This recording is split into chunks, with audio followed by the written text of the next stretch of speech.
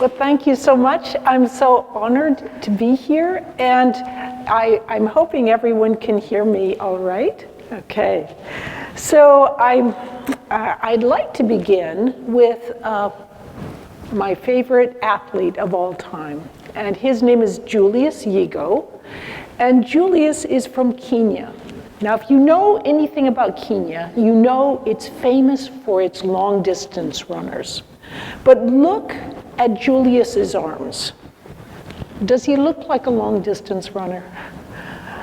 In fact, he always wanted to learn to throw the javelin. It's like this spear that's an Olympic sport, actually. But there were no javelin throwing coaches in all of Kenya, and he couldn't afford to go overseas to study. So he began watching great coaches in throwing the javelin on YouTube. So he would watch and go out and practice, watch and practice. And do you know that 98% of the time, simply by watching and practicing, he became the world champion in throwing the javelin. So when we say, oh, online learning, it's never as good as face-to-face, keep in mind that you can learn so many things online. And an honor and a joy for me is the visionary attitude here at University of Szeged towards online learning and the potential that it has, coupled with face-to-face learning, in helping students learn much more effectively. And in fact, okay, so here's the thing about Hungarian names that you may have noticed. You can't pronounce them. So I'll just refer to Albert here. Albert won the Nobel Prize, of course, and in fact, Hungary has this sort of notorious reputation for people who are so extraordinarily intelligent, they eventually just sort of said they must be aliens, as in space aliens. And so, indeed, Hungary has an extraordinarily intelligent cadre of people here. And we can learn from some of the insights of the great contributions made to Europe from Hungary. And I should note that later, Albert will return to help inform us in further attributes of education. So that's in the next workshop this afternoon. But I should tell you a little bit about myself and my own background. I grew up moving all over the United States. So by the time I was about 15 years old, I'd lived in 10 different places. Now, the thing is that math is a very sequential subject. So if you fall off anywhere along the way, it can be very difficult to get back on. For me, I was 7 years old, and we moved from Lubbock, Texas to Chelmsford, Massachusetts. They were suddenly very far ahead of me in the multiplication tables. I never liked math anyway. So I just said, I don't have the math gene, and I flunked my way through elementary, middle, and high school math and science, which is really ironic because I am standing here in front of you today as a distinguished professor of engineering. And I'm the real deal. I publish in top journals, and I'm a fellow of top engineering societies. One day though, one of my students asked me, how did you change your brain? He found out about my sordid past as a math flunky. And I thought about it, and I love this picture of me because it's like the last cute picture of me. But I loved animals and knitting and weaving and all those kinds of things, and I knew I could never grow up and do anything technical. But so I thought, what can I do? And I decided that I wanted to try to learn another language. Well, as usual, the US, at least at that time, was very far behind. We didn't have lots of bilingual individuals. It was kind of hard for me to figure out how to go about learning a second language because I couldn't afford to go to college. None of the people I hung around with were bilingual. But I found out that there was one way I could learn another language and actually get paid for it. And that was to join the Army. So that's me. I'm looking really nervous, about to throw a hand grenade. And if you knew how clumsy I am, you would know why I look so nervous. But I did learn another language. I learned Russian. I should have learned Hungarian or Spanish or one of the wonderful Portuguese, that would be. But I ended up working out on Soviet trawlers up in the Bering Sea, and I loved having new adventures and seeing the world through new perspectives. So I also ended up at the South Pole Station in Antarctica. That's me. I'm looking really cold. But that's where I met my husband. So I always say, I always say I had to go to the end of the earth to meet that man. That was 38 years ago, and there he is in the back of the room. So he's my lucky star. The thing is, back in the day, though, I began to realize I'd done everything that people told me to do. I had followed my passion, I'd learned another language, and I'd put myself right in this career box. Because what I'd done was, by simply following my passion, I hadn't broadened my interests. In fact, instead of following my passion, I should have broadened my passions, learned what I wanted to learn, but also learned beyond what I felt comfortable with learning. And so when I was going to get out of the military at age 26, I began to realize all my colleagues had engineering and technological degrees. They were easily able to find jobs. Me, it wasn't so easy at all. So I thought, well, I'm supposed to be open to new adventures and new perspectives. Why don't I try a new perspective of the mind and see if I can learn in math and science? So I began with remedial, that means the lowest possible level of math, of algebra, and slowly begin climbing my way upwards at the university to get my degree in electrical engineering, and then a master's degree in electrical and computer science, and a doctorate in systems engineering.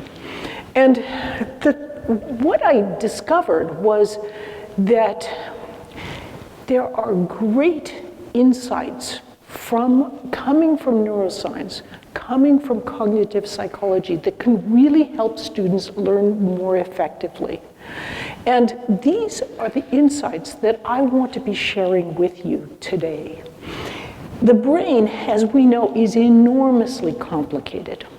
But if we take a look at one simple building block of the brain, the neuron, we can really begin to understand some key ideas related to learning.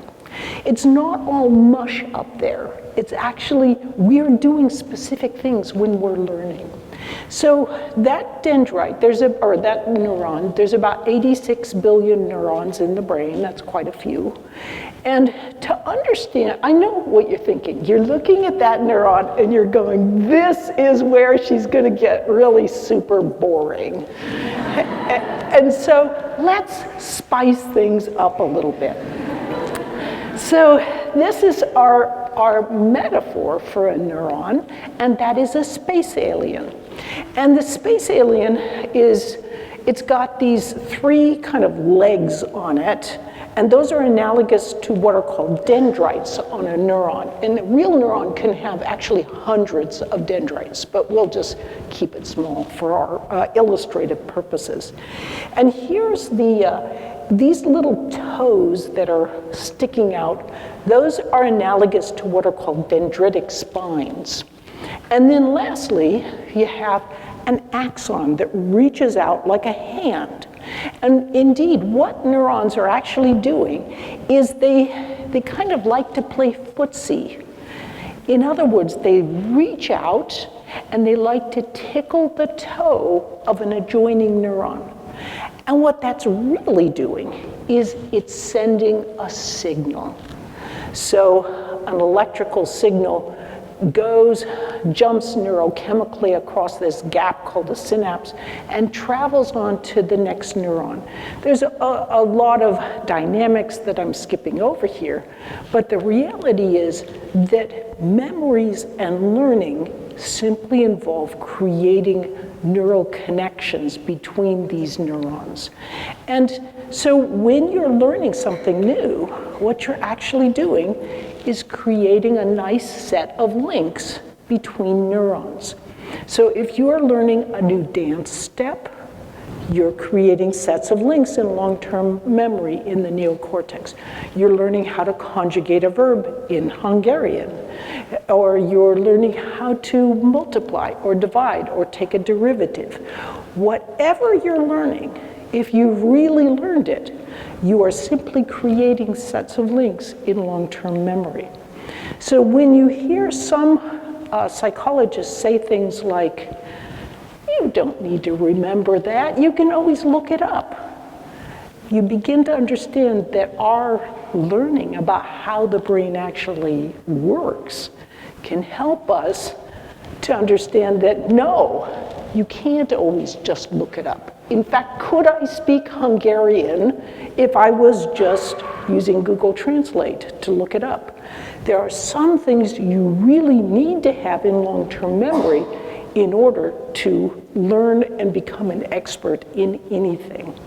Now, as students are practicing, or as we are practicing with whatever we're doing, we are strengthening these sets of links between neurons. And the more we practice, the more we're kind of creating this thick, nice set of links that we can much more easily pull to mind. Also, here's an important idea in education, and that simply relates to the value of metaphors. So metaphors, oftentimes when we know something, like let's say we know how water flows, it seems very simple now. Water flows, a river flows along. But when you were a baby, it took you a long time to come up with, you played with water, you're trying to understand how it flows. Once you got that idea of how water flows, however, you can use it as a metaphor or an analogy to much more easily understand how electrical current flows. So metaphors are very powerful because they take a few key ideas and they allow people to use those key ideas as a bridge to much more easily understand whatever they're trying to learn or remember. Now, do metaphors, there's like the idea of water is a good analogy for electrical current flow up to a certain extent. I mean, certainly if you get to a quantum level, that metaphor doesn't work at all. But all metaphors will eventually break down, and whenever they do break down, you just throw them away and you get a new metaphor. It's not a biggie, but good luck trying to find a metaphor for quantum levels in physics. But now we're going to have a vote. So I'm going to give you 4 different options, and we will have a vote in this room to see which one you think is the most efficient and effective method for learning. So, okay, so remember, you're going to be asked to vote. First option, rereading. So we often, when we read something, We're trying to get it into our brain, and we reread it. That's a form of repetition, so that should be helpful, right? It could be, is it highlighting or underlining? So we focus our attention because we're highlighting and underlining. Or is it retrieval practice or recall? So, for example, using a flashcard to see if we can retrieve the answer to that vocabulary word by checking the other side. Or is it something called a concept map, where you draw out key concepts and show how they relate to one another? So we've got 4 options. So everybody gets to vote. One of these options is by far the best. And this has been shown not only in research in science, the journal Science, which is one of the best in the world, but by hundreds of other research papers. So if you're wrong, don't worry, because lots of people often are. Okay, so how many vote for rereading? We have several brave souls, so we've got 2 that I see so far. Okay, how many for highlighting and underlining? Okay, we've got a brave soul. You get 10 points for, okay. Retrieval practice. Okay, so, yeah, I guess maybe 15 or 20, something like that. Okay, and concept map. Okay, I think concept map wins. Okay, are you ready now? It is retrieval practice. So a lot of you got it right. But here's what I find interesting. You can always pick out the people in the room who have a lot of background in education, because those are the ones who go concept mapping. Because we've been told that for so many years. The challenge is that nobody ever went and checked to see how good concept mapping was compared with these other techniques. And when they did go to check, they found that, of course, retrieval practice is far more effective. Why is that? If you look, like right now, I am explaining some ideas to you. You are putting very weak sets of links in your long-term memory, very weak. But each time you retrieve those ideas, you strengthen those sets of links. So the best thing you could do, like right after this talk, you're going out to take the break, you say, what were the key ideas that I want to remember? And then, but some of you I know are saying, that's just improving your memory. It's not deep conceptual understanding. But au contraire, it turns out that you are strengthening deep conceptual understanding when you retrieve. And part of it, it's a complex issue, but it's sort of the idea of you're not only retrieving something, what something is, you're also kind of suppressing what something is not. You're clearly delineating the concept in your mind, and that's helping you to understand the concept better. And it's not just me saying this. Tests of retrieval practice show that long-term, like weeks after you've studied the material using retrieval practice, you not only remember it better, you understand it better. So retrieval practice is a wonderful, wonderful way to learn. But what happens though, I don't know how your students are here in Europe, but I will tell you what my engineering students will do. They will come in. I'm a good teacher. I teach very well. They understand exactly what I'm saying, and they actually can they can solve problems. So I know they really get it. And then 3 weeks later, we have the test, and they blow it. Why? Because in between, what happened was their little dendritic spines were not being used, and so their synaptic janitors, so to speak, swept those spines away. And that meant when, like the night before, they're beginning to cram, they're looking at it for the first time because, they have maybe another job to do, they have several other classes. So they're trying to look at the material the night before, but they've forgotten it because they haven't retrieved in the meantime to strengthen those sets of links. I remember one student coming up to me, and he had flunked a test. And he shows me this test, it's all redlined, and he says, I just don't understand how I could have flunked this test. I understood it when you said it in class.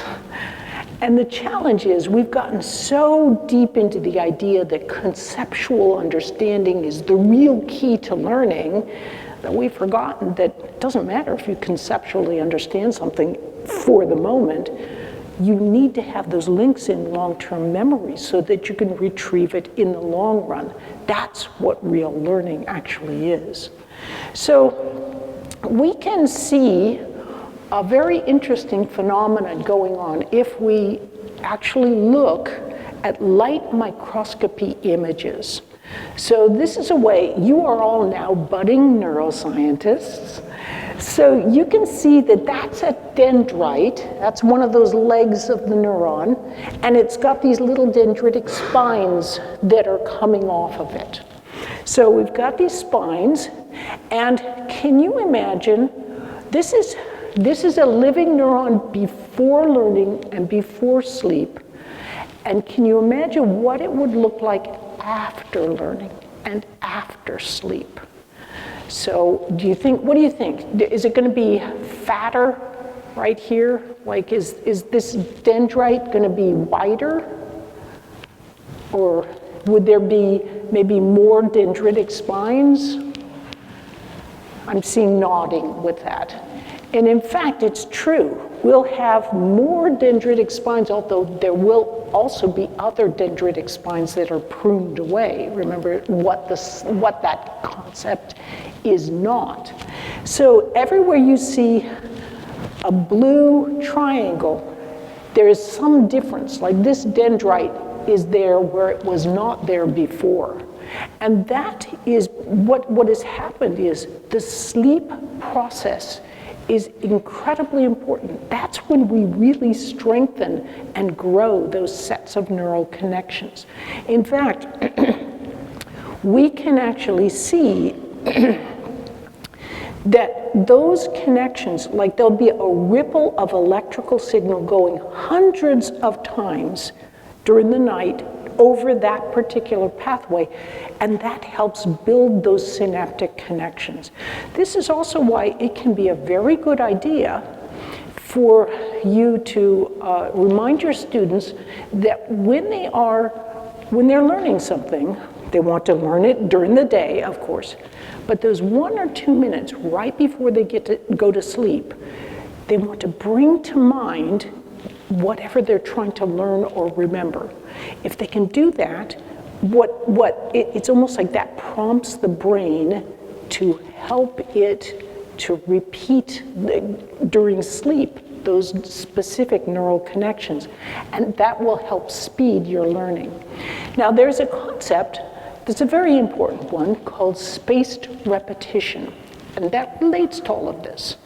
So if you have 5 hours to learn something, you would want to, or your students, you will want your student to space that learning out. So maybe 1 hour per day for several days, over 5 days, rather than 5 hours all crammed into one day.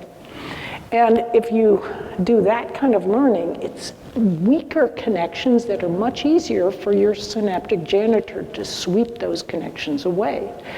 What's happening is when you space out and do spaced repetition, you learn during the day, you sleep at night, and that gives you twice the result for that effort.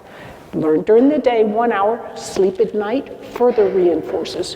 So as you're going, look, you are strengthening those connections much more, not only during the learning process itself, but also during the sleep process.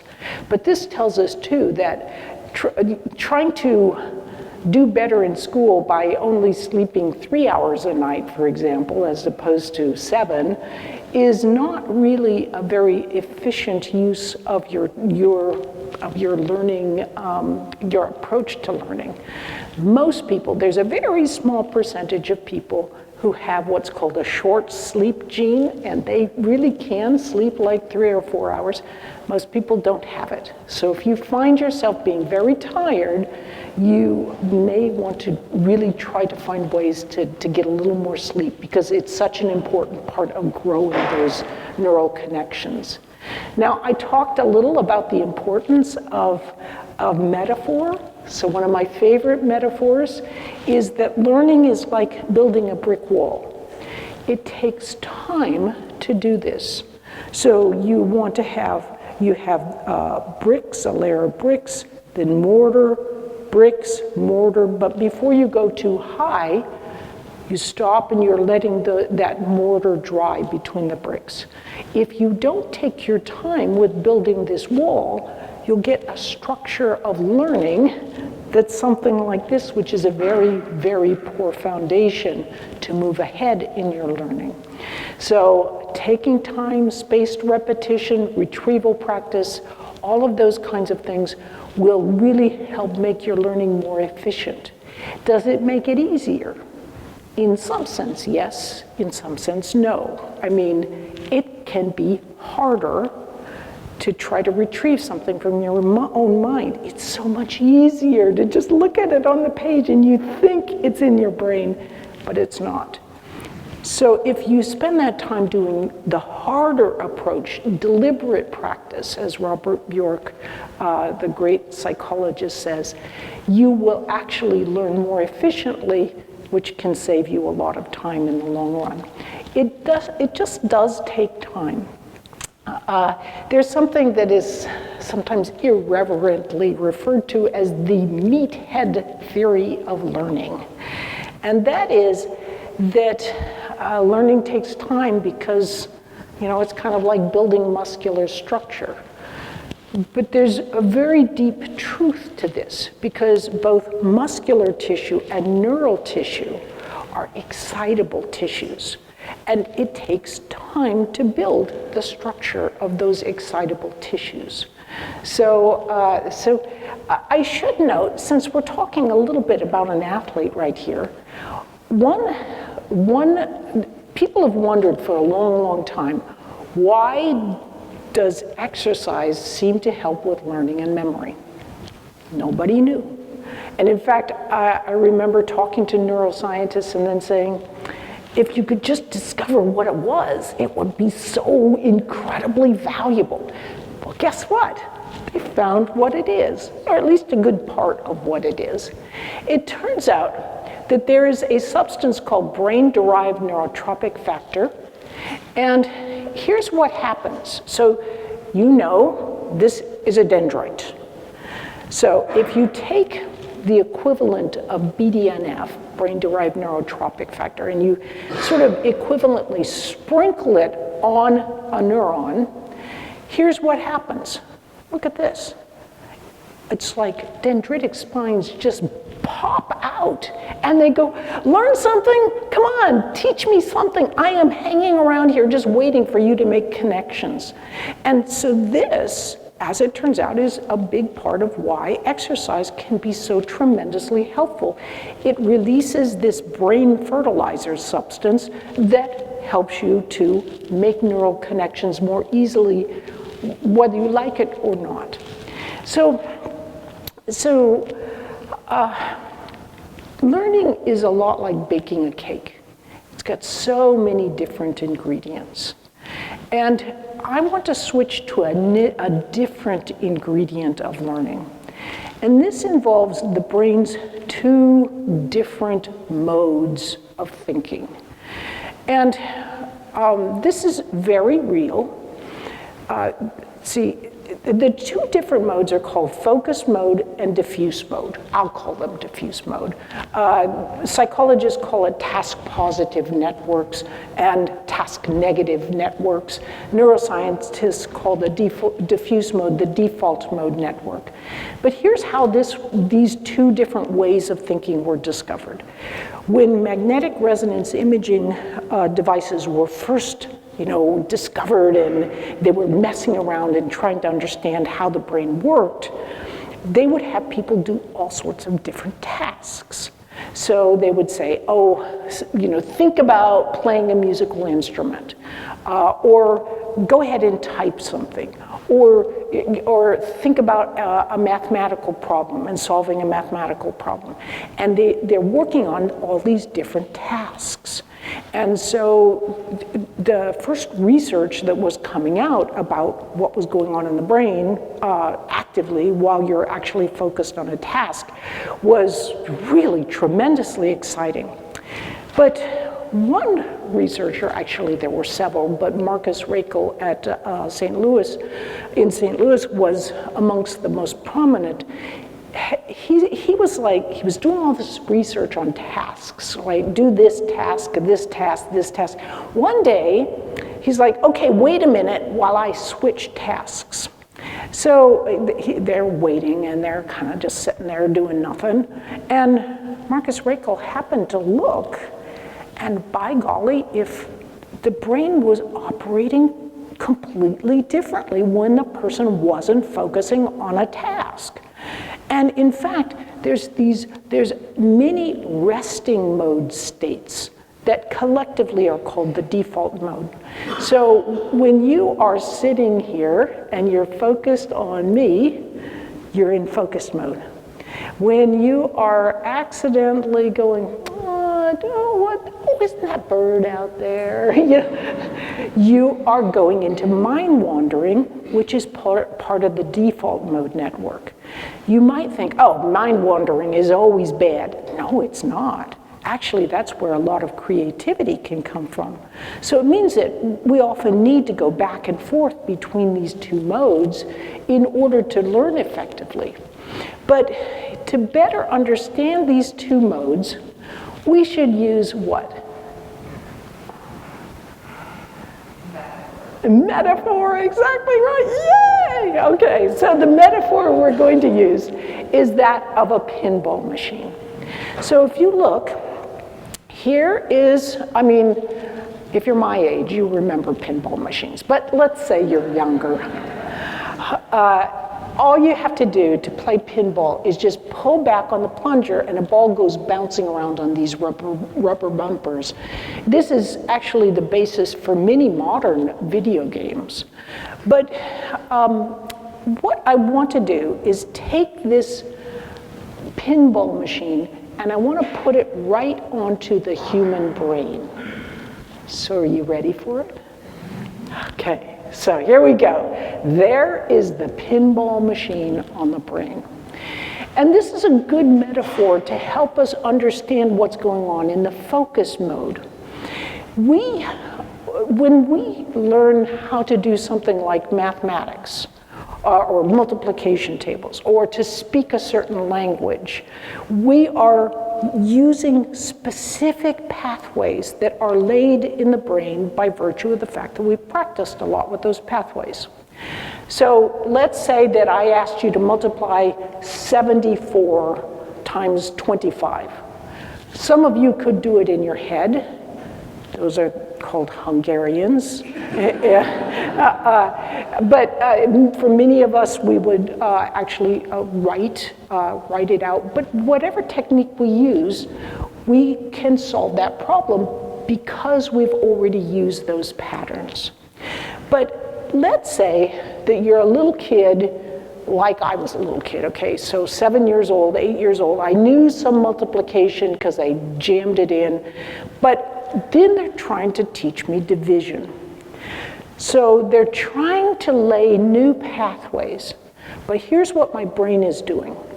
They're trying to lay these new division pathways, but my brain is going, division?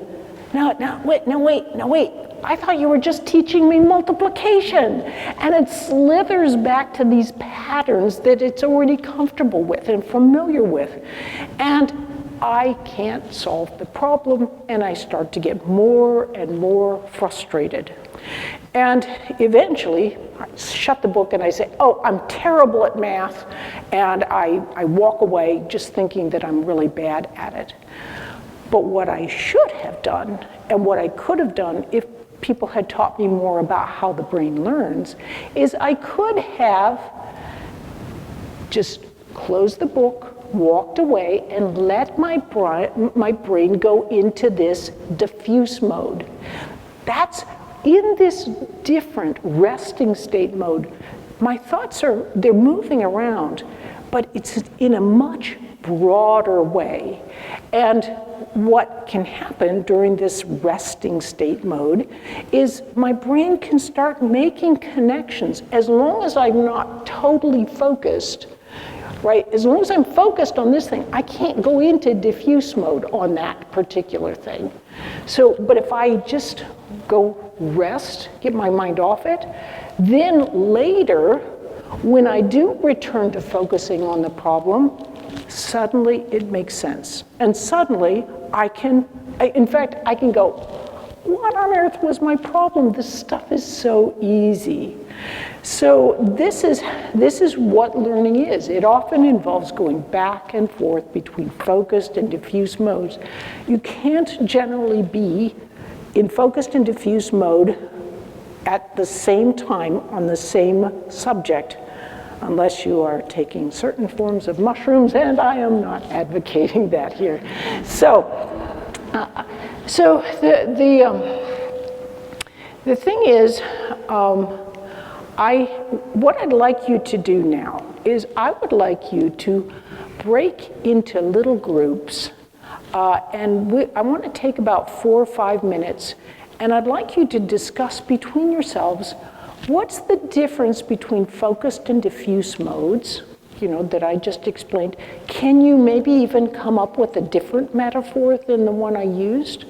So what I'd like you to do is just kind of break into groups of anywhere from 3 to 5 people. Introduce yourselves. Hopefully you'll be with people you don't know already. And then let's take 4 minutes. On your mark, get set, go.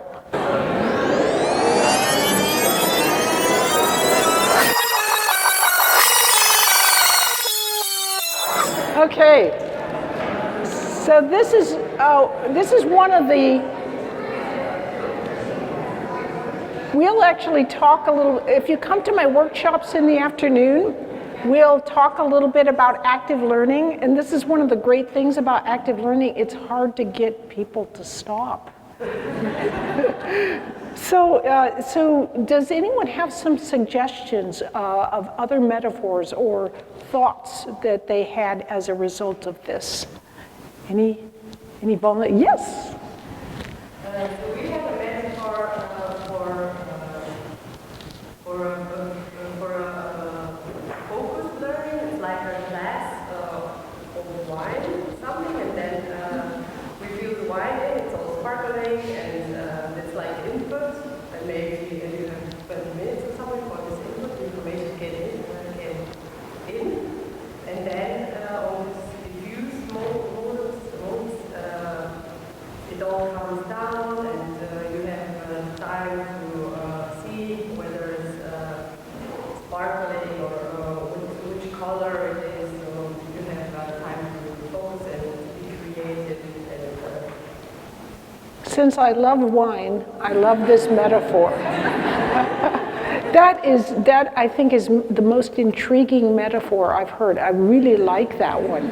Of course, you can think of it as focused is the fun part and diffuse is the hangover, So, but that's a really good metaphor. Other?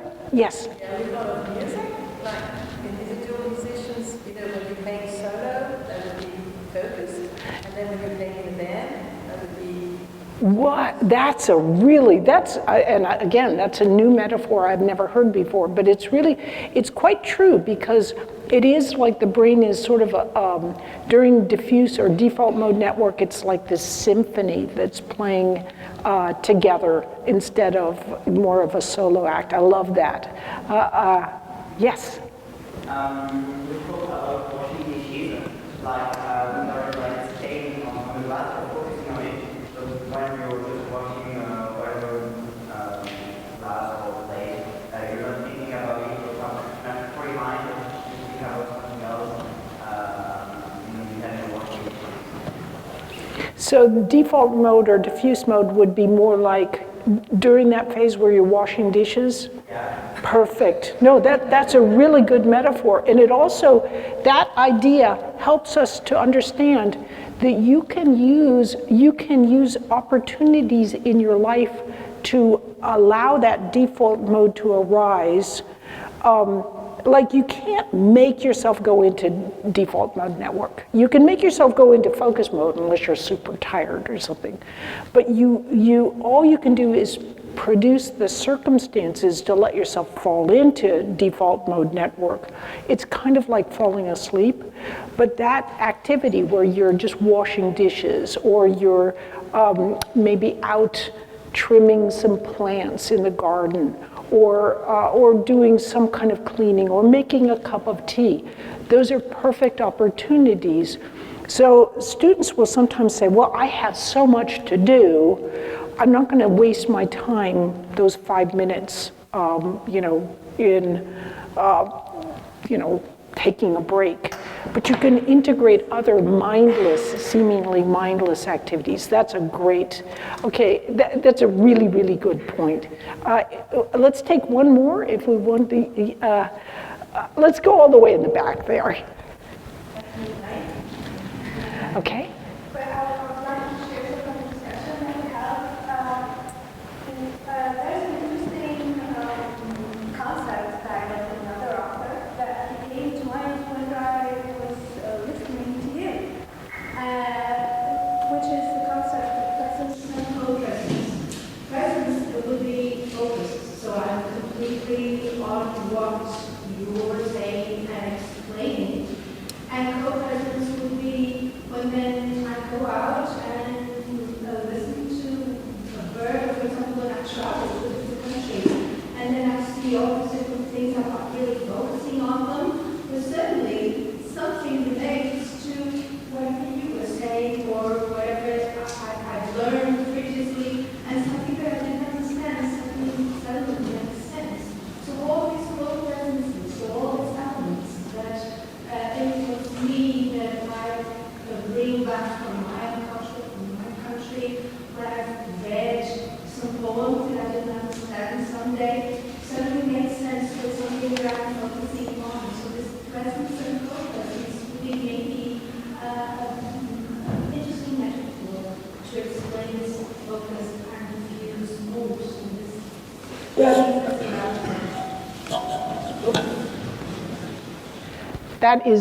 That is such a good point, and that relates to that idea of mind wandering. You're on one subject, but that kind of leads you to another, and then maybe another through metaphor, seemingly completely different type of idea. But so many scientific discoveries, everything from the benzene ring and so forth, they arise when you are not actually thinking about the activity. What was it? I think it was Poincaré who had a great mathematical breakthrough when he was stepping off a bus. And they often say it's bed, bath, and bus, where you have these kinds of wonderful breakthroughs. It's not when you're actually focusing on the problem. But this is not to say that you just don't need to focus on the problem.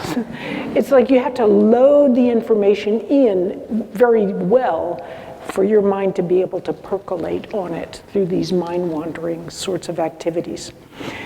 But this, a lot of times, great researchers will come and give wonderful insights from psychology or neuroscience or education about specific techniques to help people learn better. But here's one thing that is often completely overlooked, and this is actually the most important thing of all, and this is procrastination. So, I mean, it really doesn't matter if you've got great learning techniques if you can't get a student to the table to actually do the learning. So it's worth it for us to spend a minute or two talking about procrastination because it's so important. And procrastination arises, as it turns out, because when you even think about something you don't like or don't want to do, it activates a portion of the brain, the insular cortex, that experiences pain. So what does the brain do? It says, I'm unhappy. If I just change my thinking to something else, I will be happy. So you do this once, you do it twice, no big deal. But if you procrastinate very often, you can even end up thinking, oh, I just don't have the math gene, or I don't have the language gene, or I don't have whatever. And it actually, you perfectly well can have the capability to learn in that subject area. It's just that when you procrastinate until the last minute, you can become highly stressed, and few people can learn under those highly stressed conditions. So since I'm an engineer now, I will jump right to the solution. And this technique is so effective that when I say, remember, there literally have been millions in the Learning How to Learn course. So when I say tens of thousands of people have written me about the value they've found in this technique, I really mean tens of thousands of people have actually written me. But this tells you that there's something magical about this technique. And indeed, don't be fooled. It's so simple, yet everything we know from neuroscience supports the fact that this is really tremendously effective. So what, you may wonder, is this technique? You may have heard of it. It is called the Pomodoro Technique. In Italian, Francesco Cirillo he devised this technique in the 1980s. It's so easy, unless you hear about it from a normal, I have heard the technique explained by academics, and it's a simple 19-step process. It's like so super easy. All you have to do is just get rid of all distractions. So nothing popping up on your cell phones or your computer. You know, good luck if you have a 2-year-old at home. But other than that, you know, just try to remove all distractions. Set a timer for 25 minutes. Focus as intently as you can for 25 minutes. And then give yourself a little mental reward, 5 minutes of a break of some sort. So here's what I will typically do. I'm ratting out myself. Sometimes, I know this is hard to believe, I putter around and I'm not actually working on what I'm supposed to be working on. In fact, I'm just kind of surfing the web and having a little fun. And I feel this guilt arising into me. And after a while, this guilt becomes kind of like this, I've got to get this thing done. So I say, okay, I will do a Pomodoro. And I clear everything off, I set the timer for 25 minutes, and I begin working. And my mind goes, God, I don't want to work on this. I really hate this stuff, you know. And sometimes I do. It's a chore that I don't want to be doing. And so I'll start working, and then, you know, I'm like, gosh, you know, pat myself on the back. I've been working really effectively. And so I look at the timer, see how much time I've got left. I know I'm almost done. And I've just done 2 minutes of a Pomodoro. So my mind screams, I cannot do 23 more minutes of this thing. But I do like a Zen sort of thing. I let that thought go right on by, and I return my focus to what I'm working on, because the reality is anybody can do 25 minutes.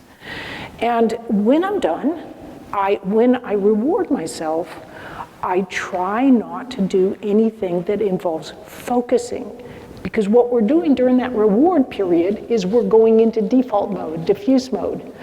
And so I want to, here's how we fool ourselves. Do you love your cell phone? I love my cell phone. I'm like a little compulsive about my cell phone. And when I'm done with the Pomodoro, I'm like, oh, I did so good. I get to check now and see if I got any texts. And then, oh, I did. So then I start responding to it. Guess what? As soon as I begin responding, I'm back in focus mode. And it's too deep to go into the neuroscience here about what's happening. But in essence, if you begin focusing again right after you've been studying and learning something new, you're beginning to overwrite some of those new neural connections you made. So it means you're wasting that previous time that you had been studying. You actually really need to just kind of not do anything. You can listen to some music, take in the beautiful outdoors, have a cup of tea, do a little cleaning, anything that's rather mindless. And then what you have been learning will have a chance to be reinforced, hippocampally speaking, as I'll discuss a little bit more this afternoon. So as I'd mentioned before, it can be a good idea to have like 4 of these sessions, and then followed by 5 minutes a piece here, and then a half an hour at the end. And that 2-hour period can be valuable for helping you to learn effectively. So, and if you only have 25 minutes to go, just go for that. Just keep in mind that we often have thought that learning only took place when we were focusing, but it's focusing plus that rest break, the default mode network. That's the magic that helps learning to really seat itself. But we should go on. There's another very, very important aspect of learning, and this relates to working memory, long-term memory, and octopuses. So if you look, working memory, you can kind of think of it like short-term memory, but I don't want to say it's the same because it's not technically thought to be the same, but it's what you're holding temporarily in mind. So if I gave you the number 74325, you'd probably hold it in your working memory by repeating it.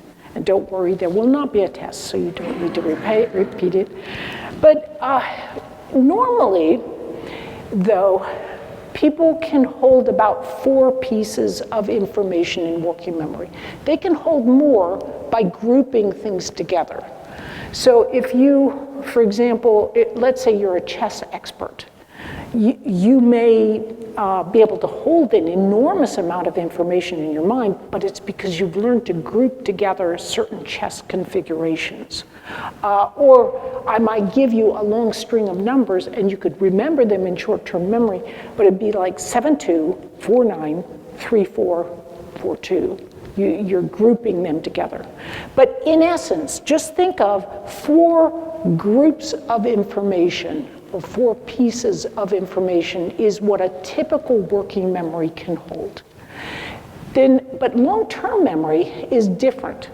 It's more like this set of neural links that's stored in various locations around your neocortex, and that is where you've stored your memories.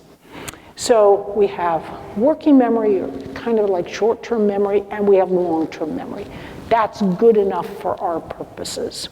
So what's happening is when you are learning something new, your working memory is working to create sets of links that it stores in long-term memory. So then later, you can reach into long-term memory and grab those sets of links and do whatever you need to do. So this brings me to our younger daughter, Rachel. There we go, that's Rachel. So when we created the course Learning How to Learn, we did it for virtually nothing, and mostly filmed in my basement. So here it is. I mean, it just shocked me because I was invited to speak at Harvard. I was a nervous wreck, right? You know, and I walked in, and the room was packed, standing room only. And I thought, why are there so many people here? And it turned out our one little course had on the order of the same number of students as all of Harvard's massive open online courses put together, made for millions of dollars with hundreds of instructors and people. And ours is made like in my basement for practically nothing. And how did we do it so inexpensively? Use your relatives. So they will work for food. But I remember we were sitting around the dinner table, and I said, okay, so we have two daughters. I said, I need a volunteer to demonstrate how to back up a car really badly. And so our younger daughter, Rachel, who had just learned how to drive, is like, Mom, I got this. And so here, what you're going to do is you're going to see Rachel here. She's modeling what it felt like for her when she was first learning to back up a car. So watch her little face as she's trying to back up the car. She's looking in that mirror, looking in the front mirror, back mirror, like, you know, which way do I go? How do I do this? You know, and then off she goes into the ditch. But the thing is, here's what was going on. So when Rachel was first learning to back up that car, her working memory was going crazy. She had what's called a heavy cognitive load, and she had no extra arms available on her working memory octopus to grab any other information. So this is why, of course, you would not be sitting beside someone first learning to drive a car and say, okay, so tell me everything about your day, because their working memory is really busy trying to learn how to operate the car. But once Rachel learned how to back up the car, it became really easy for her. All she had to do was think, oh, you know, I got to back up the car. She pulls this set of links into mind. She has a light cognitive load. So in other words, she has these arms, extra arms that aren't really full with other information. And so she can think about things, is my seatbelt fastened? What's the song on the radio? And these kinds of things. She's got working memory available for other kinds of things. Now, when our students are tested, here's what happens. We expect, and if they have studied well, they have deposited sets of links about important ideas and techniques in long-term memory. So when they sit down to take a test, their little working memory goes, oh yeah, you know, all I got to do is conjugate the verb this way, and then put it in a sentence like this, and then write this into the paragraph, or whatever they've learned. And they can put things together because they've got those bits and pieces already practiced and stored in long-term memory. But if they have not practiced using retrieval practice, that is, by always giving themselves a little bit of self-testing to see whether they've actually put it in long-term memory rather than simply in working memory, what can happen is that their working memory, they sit down to the test, and it's crazy. They look into their long-term memory, but there's nothing there. So then they come to you as the instructor and they say, I suffer from test anxiety.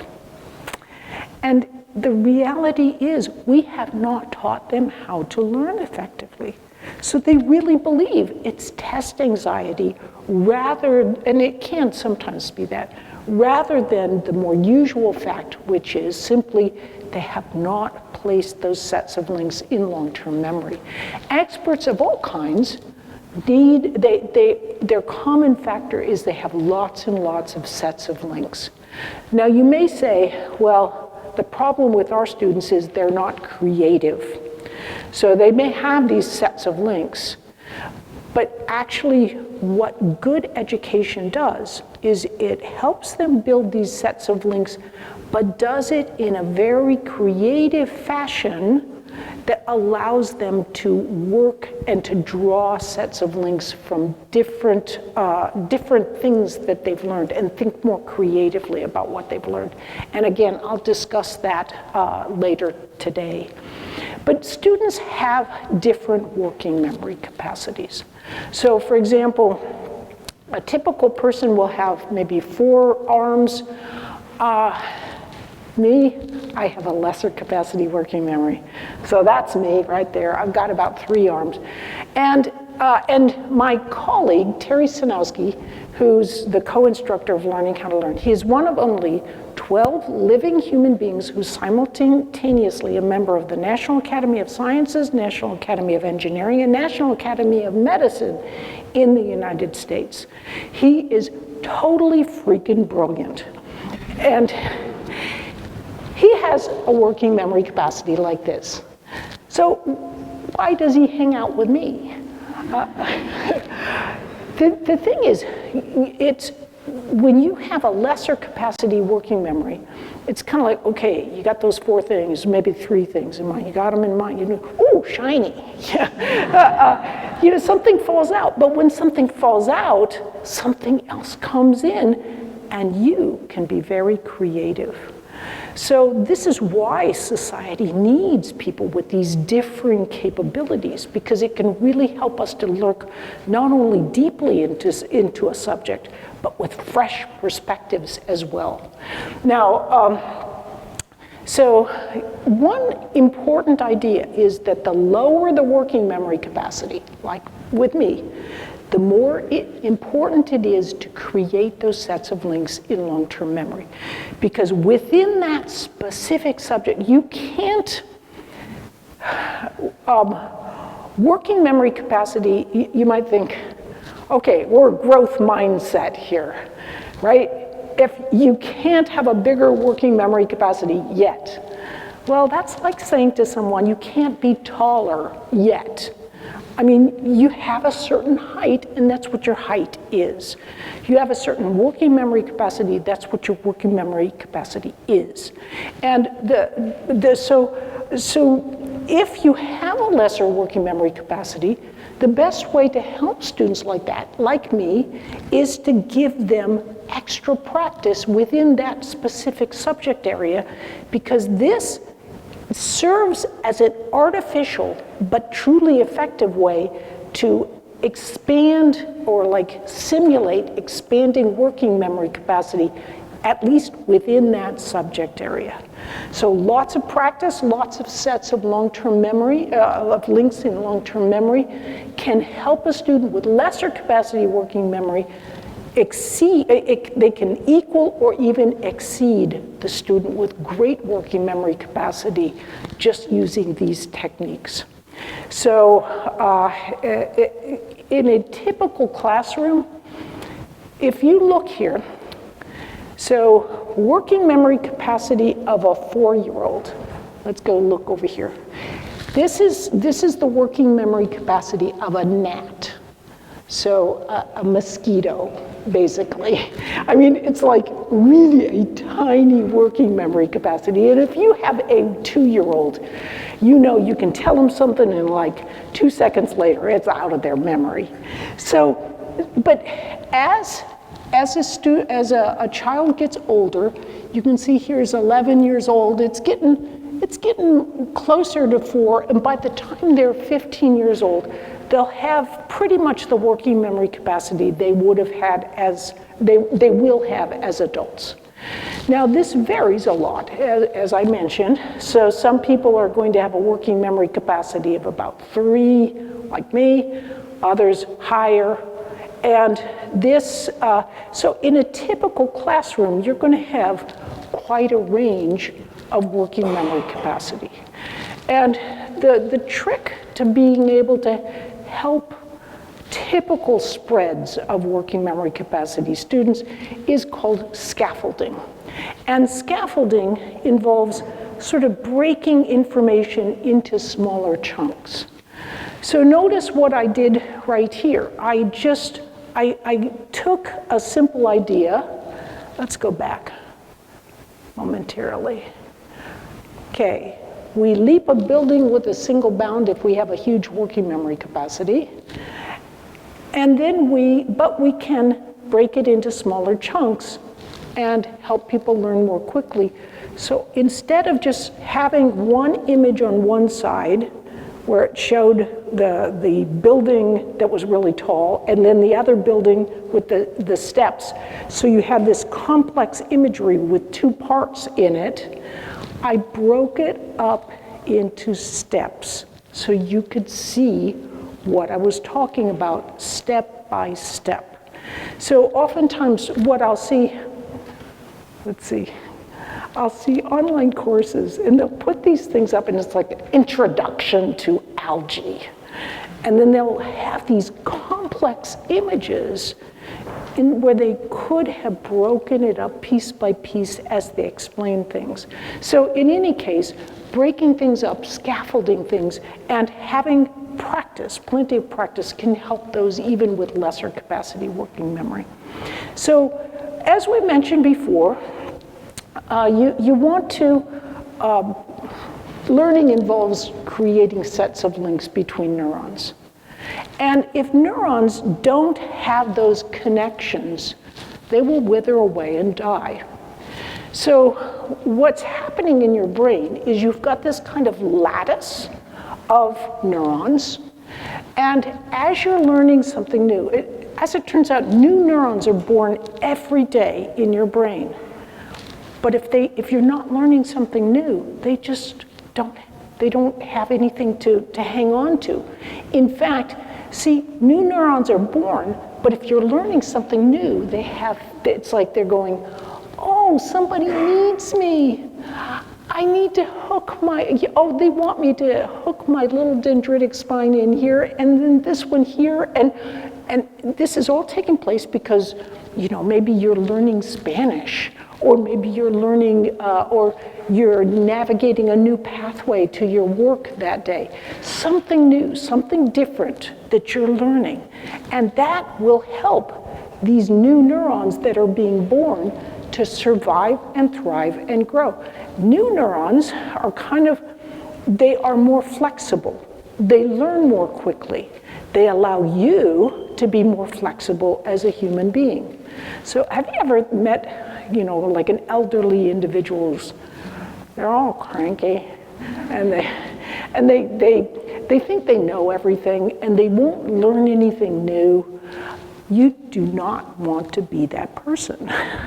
So continuing and lifelong learning helps with that neurogenesis process so that these new neurons that are born actually survive and thrive, and these young neurons in your brain will really help you with your learning and also your attitude in life.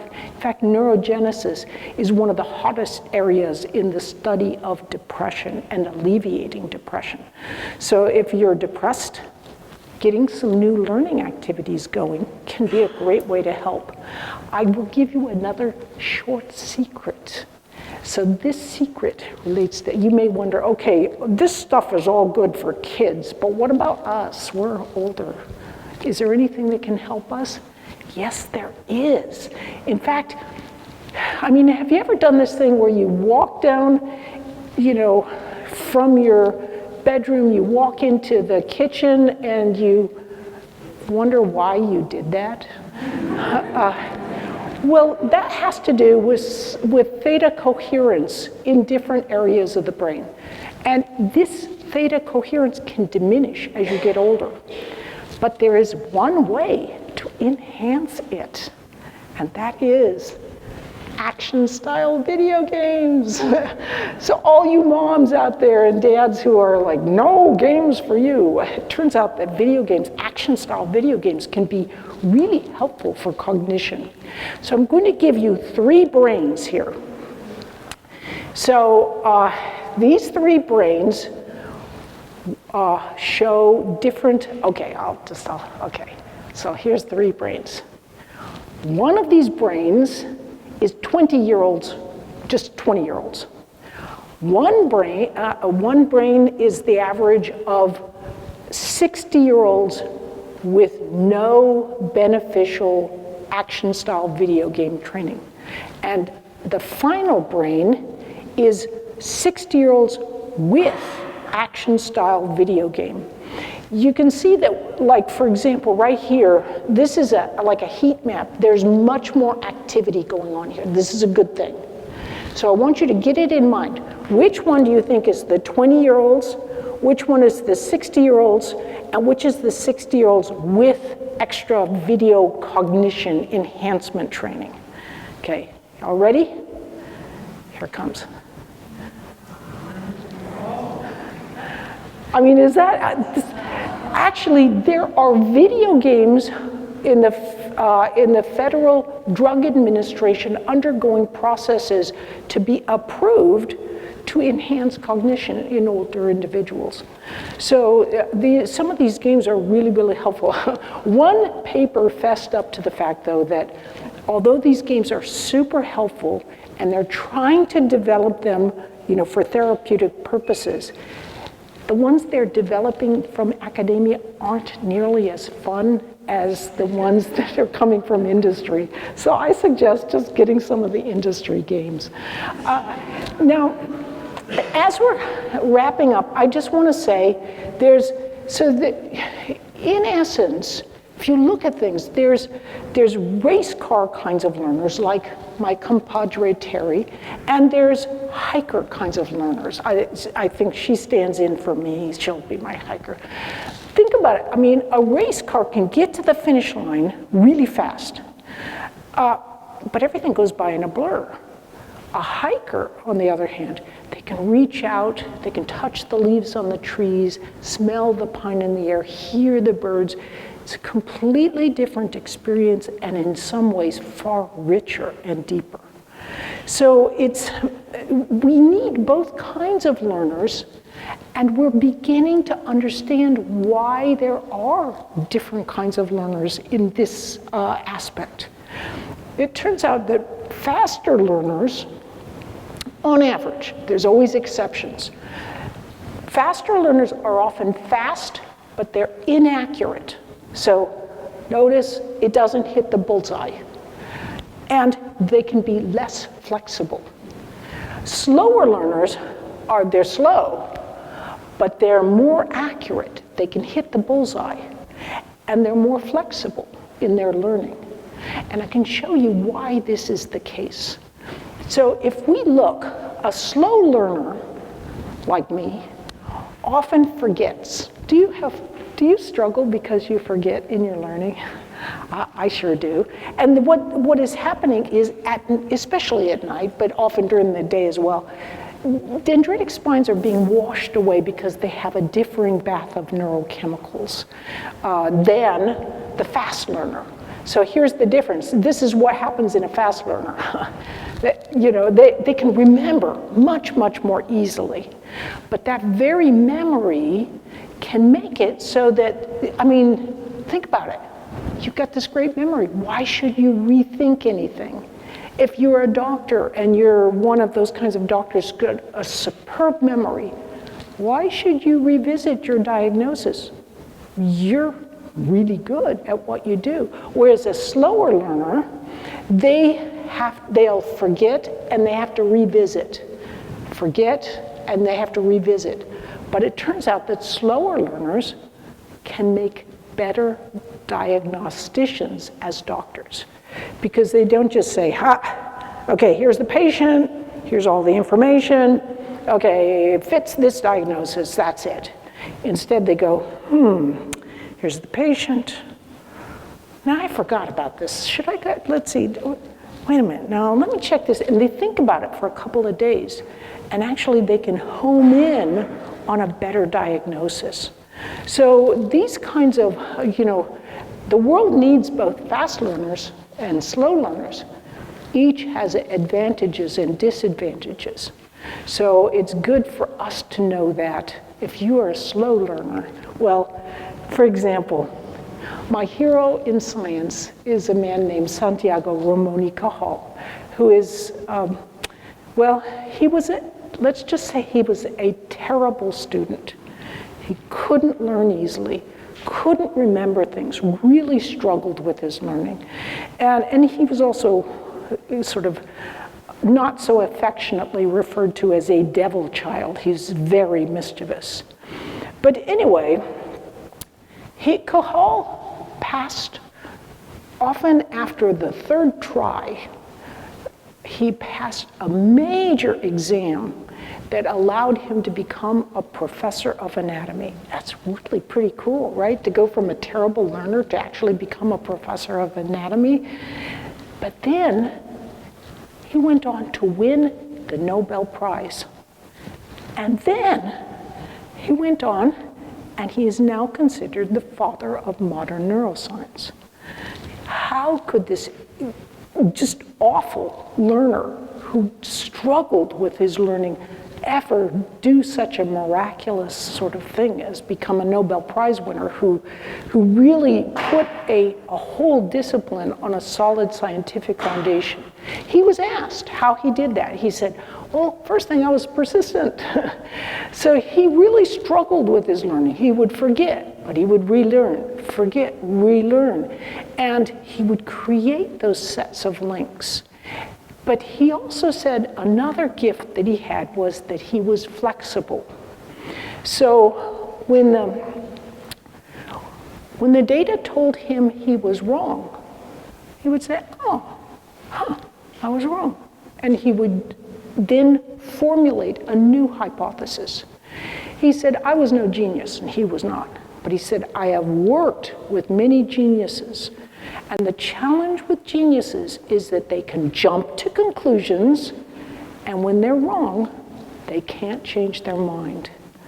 So if you, like Cajal, are no genius, rejoice, because you can sometimes do things that even geniuses cannot. So with that, I would like to thank you. You are the future of education.